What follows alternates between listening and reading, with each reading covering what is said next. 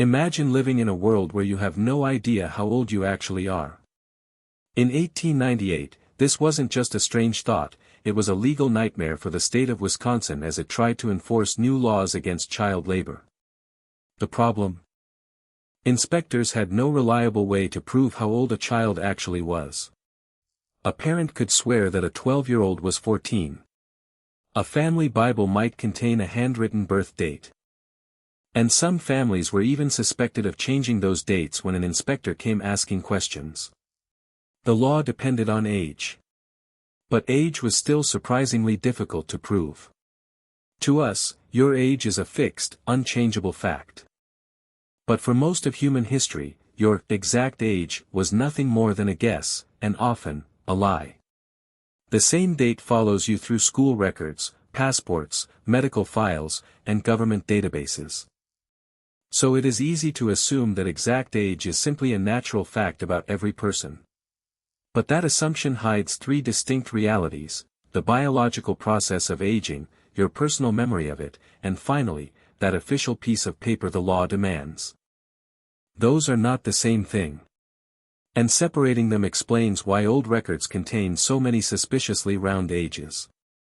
People in the past were not completely clueless about age. Families remembered births. Religious institutions recorded baptisms. Wealthy households sometimes kept detailed family records. In England, parish registers for baptisms, marriages, and burials began in the 16th century. But a baptism date was not necessarily a birth date. A child might be baptized days, weeks, or even much later after being born. Other children might never appear in those records at all. Records could also be lost, damaged, difficult to access, or never created in the first place.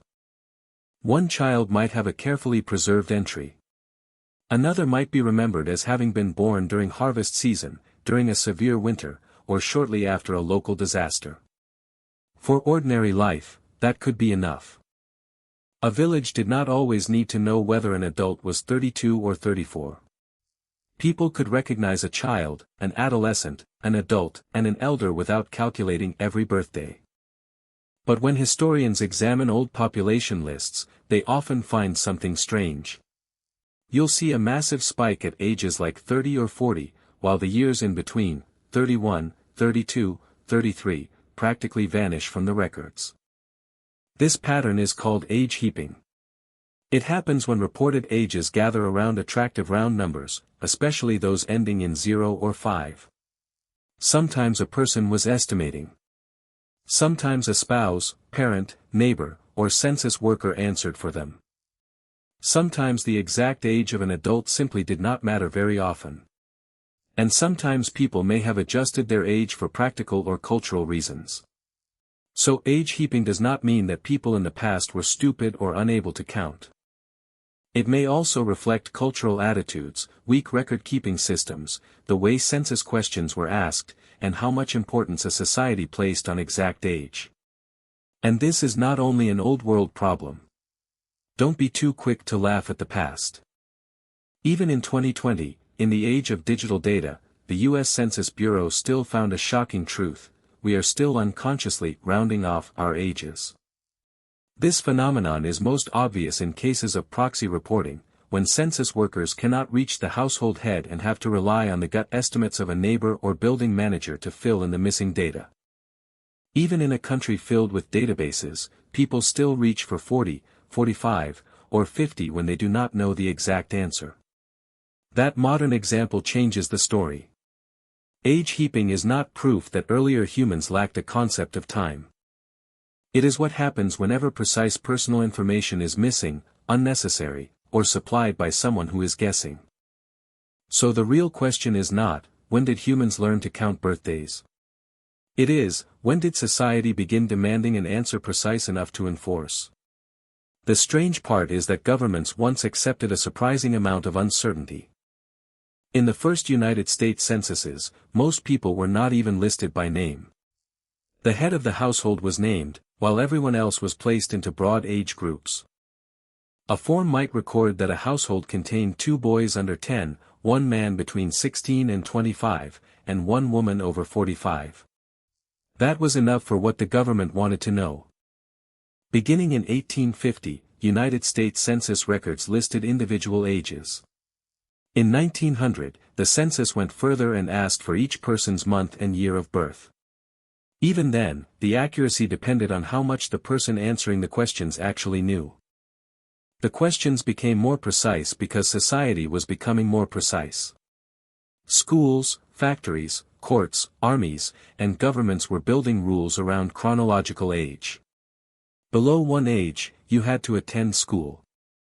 Above another, you could work.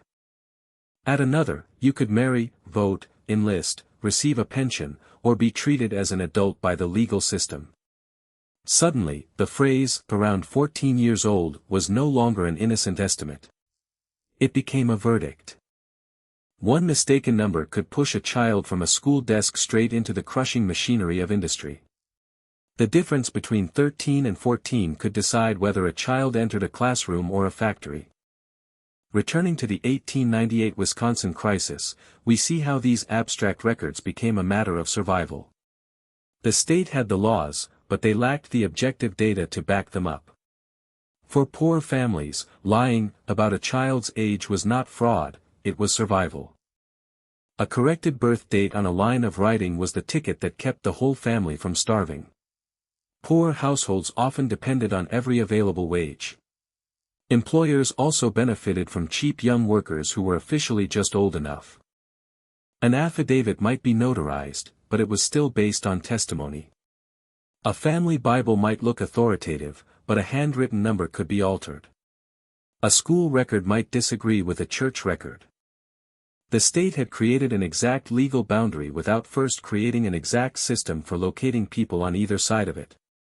Child welfare reformers increasingly argued that age should not be a matter of negotiation.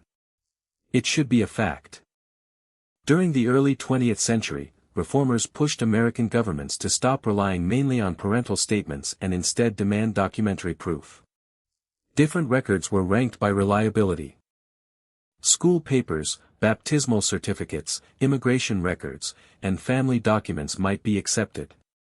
But one document gradually moved to the top of the list. The birth certificate. Unlike a parent's statement made years later, a birth record was supposed to be created close to the beginning of a child's life. And because it came from an office outside the family, officials treated it as more neutral. This changed much more than birthday accuracy.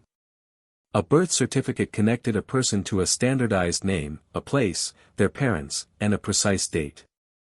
That date could then unlock, or block, school, employment, marriage, military service, voting, benefits, and legal protections. Age was moving out of family memory and into government files.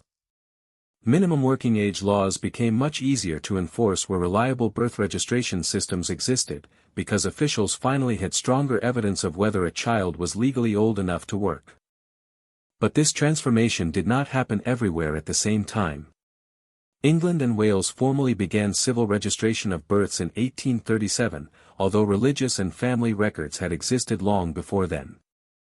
In the United States, birth registration developed state by state. A federal birth registration area began in 1915 with 10 states and the District of Columbia. By 1933, all 48 states that existed at the time were included. That does not mean every birth was instantly recorded perfectly. It means that a national system capable of treating birth dates as standardized official data arrived much later than most people imagine. From that moment on, a simple piece of paper officially defeated a mother's memory. Truth was no longer in the telling, it was in the drawer of a government office.